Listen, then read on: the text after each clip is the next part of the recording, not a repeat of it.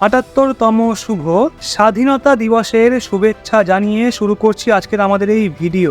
একদিকে যেখানে সমস্ত দেশের নজর বাংলাদেশের ওপর ছিল, তখন অন্যদিকে ভারত মালদ্বীপের সঙ্গে একটা অনেক বড় চাল চেলে দিয়েছে। আর ভারত মালদ্বীপের সঙ্গে মিলে এমন চাল চেলেছে যা থেকে ভারতের প্রতিবেশী দেশকে নিজেদের গোলাম বলে মনে করা চীনের অনেক বড় ঝটকা লেগেছে। আর ভারত মালদ্বীপের সঙ্গে মিলে যে কার্যসিদ্ধি করেছে তা হয়তো চীন কখনো কল্পনাও করতে পারেনি।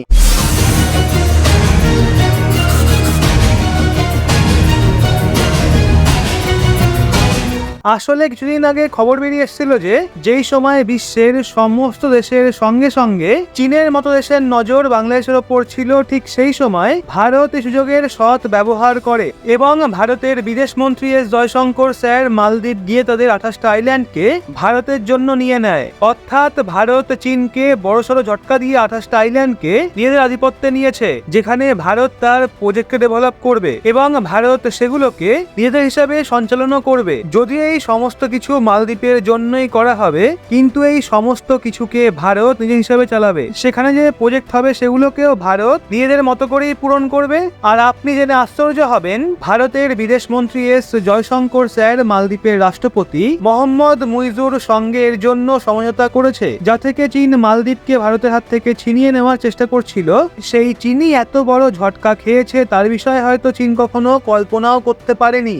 আর শুধু তাই নয়, বরং এস জয়শঙ্কর স্যারের এই সফরে যাওয়ার কারণে মালদ্বীপ আরো বিভিন্ন কন্ট্রাক্ট ভারতকে দিয়েছে, যার কারণে তার প্রস্তুতি ভারত খুব তাড়াতাড়ি শুরু করতে চলেছে। তো সম্পূর্ণ ডেভেলপমেন্ট আসলে কি তা জানতে ভিডিওর শেষ অবধি অবশ্যই থাকবেন এবং ভারতের এমন বড় অ্যাচিভমেন্টের জন্য ভিডিওটা একটা লাইক করতে কিন্তু ভুলবেন না।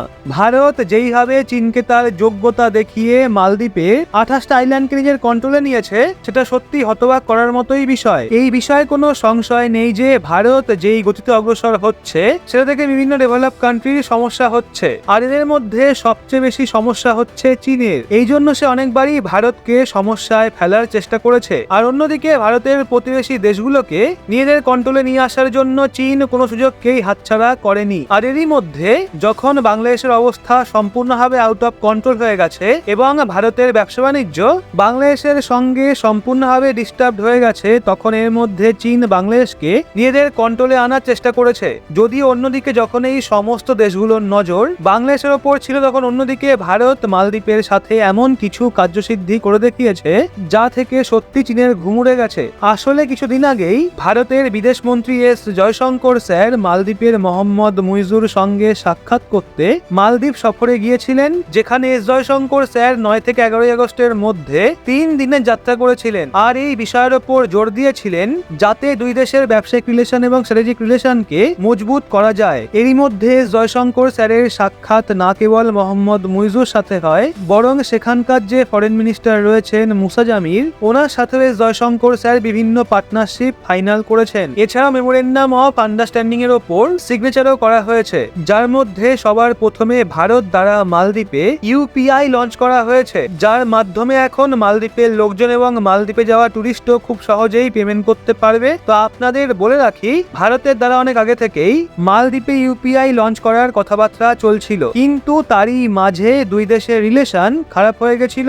এই জন্য ভারত আর কোনো পদক্ষেপ গ্রহণ করেনি। আর আপনাদের বলে রাখি, ভারতকে যেই দিন থেকে মালদ্বীপ নিজেদের দাপট দেখানো শুরু করেছে, তখন থেকেই ভারতের টুরিস্টরাও মালদ্বীপ যাওয়া অনেক কম করে দিয়েছিল।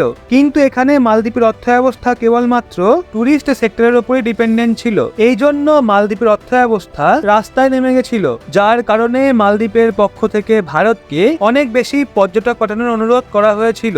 এছাড়াও মালদ্বীপের পক্ষ থেকে এই সমস্ত রিকোয়েস্ট করার পর ভারতের বিদেশ মন্ত্রী মালদ্বীপে ইউপিআই এর সঞ্চালন করে দিয়েছেন, যা থেকে ভারতের বেশিরভাগ টুরিস্ট মালদ্বীপে যাবে এবং ইউপিআই এর ব্যবহার করে খুব সহজে পেমেন্টও করতে পারবে। কিন্তু এখানে ভারত মালদ্বীপকে কন্ট্রোলে নেওয়ার জন্য যে কূটনৈতিক চাল চেলেছে সেটা আশ্চর্যকর, কারণ গত কিছু দিনেতে যখন মালদ্বীপের রাষ্ট্রপতি Mohammad Muizzu India out campaign চালিয়েছিল তখন ভারত এবং মালদ্বীপের মধ্যে অনেক বেশি বিবাদ হয়ে গেছিল, যার কারণে ভারতের বেশিরভাগ কন্ট্রোল মালদ্বীপের থেকে হারিয়ে গেছিল। আর তখন মালদ্বীপ চীনের কোলে গিয়ে বসে পড়েছিল। আর সেই সময় যখন মোহাম্মদ মুইজু ভারতের বিরুদ্ধে চীনের কাছে গেছিল, তখন মালদ্বীপ 187টা আইল্যান্ডের মধ্যে 36টা আইল্যান্ডের অনেক বেশি কন্ট্রোল চীনকে দিয়ে দিয়েছিল, যেখানে চীন এবং মালদ্বীপের মধ্যে 12,000 কোটি টাকার ডিল ফাইনাল হয়েছিল।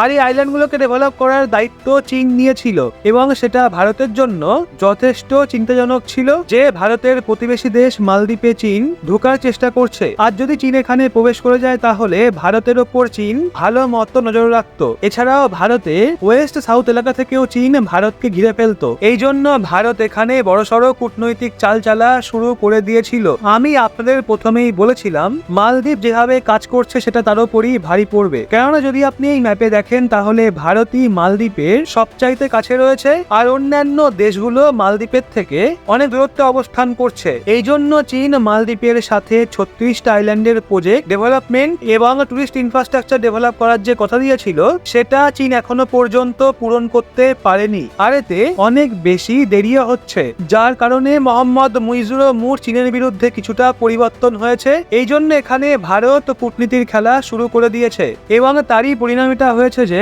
এস জয়শঙ্কর স্যারি সুযোগের সদ্ব্যবহার করে মালদ্বীপ পৌঁছে যান। আর এখানে সবচেয়ে গুরুত্বপূর্ণ বিষয় হলো এস জয়শঙ্কর স্যার নিজে থেকে মালদ্বীপ যাননি, বরং মালদ্বীপের পক্ষ থেকে তাকে আমন্ত্রণ করা হয়েছিল। আর এই বিষয়ে তথ্য মোহাম্মদ মুইজু নিজেই তার এক্স অ্যাকাউন্টের মাধ্যমে জানিয়েছেন যে ভারত 28টা আইল্যান্ডকে দখল করতে সফলতা অর্জন করেছে।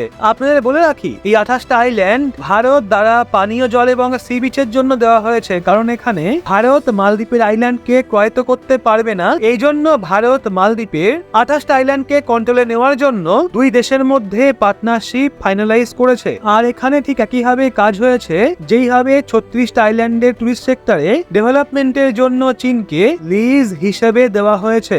এছাড়া আপনাদের বলে রাখি এখানে 923 কোটি টাকায় ভারত এই 28টা আইল্যান্ডকে লিজ হিসেবে পেয়েছে। আর এখানে ভারত ঠিক তেমনটাই করেছে যেইভাবে চীন 12,000 কোটি টাকায় 36টা আইল্যান্ডকে নিতে সফল হয়েছিল।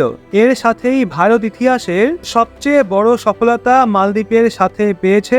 অর্থাৎ এখানে মালদ্বীপ নিজে জেনে গেছে যে যতই তারা যা ইচ্ছা করে নিক না কেন তারা ভারতকে ছাড়া চলতে পারবে না। এছাড়াও ভারত দ্বারা মালদ্বীপে আড্ডু আইল্যান্ডের কানেক্টিভিটি বাড়ানোর জন্য অনেক আগে থেকেই কাজ করা হচ্ছিল এবং সেখানে 4 লেন্থ রাস্তা এবং কনস্ট্রাকশন প্রজেক্ট ছিল। তার উদ্বোধন করে এস জয়শঙ্কর স্যার 3 দিন পর ভারতে পুনরায় ফিরে এসেছিলেন। বাকি এই বিষয়ে আপনার কি মন্তব্য সেটা নিয়ে নিজের মতামত কমেন্টে অবশ্যই জানান, কারণ বেশিরভাগ লোকেরই মনে হতো ভারত মালদ্বীপের থেকে নিজেদের কন্ট্রোল হারিয়ে ফেলেছে, কিন্তু এখানে ভারত মালদ্বীপের সঙ্গে নিজেদের সম্পর্ককে পুনরায় মজবুত করে নিয়েছে। তো এই জন্য ভিডিওটা ভালো লাগলে অবশ্যই লাইক দিয়ে শেয়ার করুন আপনার বন্ধু বান্ধবদেরকে।